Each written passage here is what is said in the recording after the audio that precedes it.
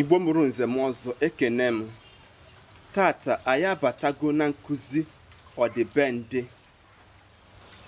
N'ụbọchị taa, achọrọ m ka m jụọ gị ajụjụ, jụkwana ndị Igbo ajụjụ a. Ọ ga-amasị m nke ukwuu.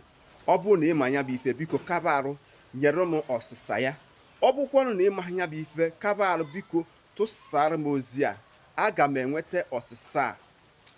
Nke mbụ, kedu ndịiche dị na ofufe na ife?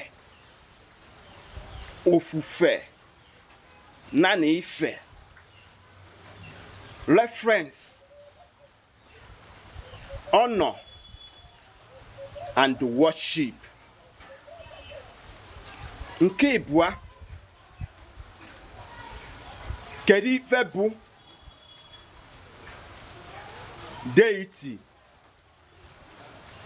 shrine, ekwensu na alụnsị?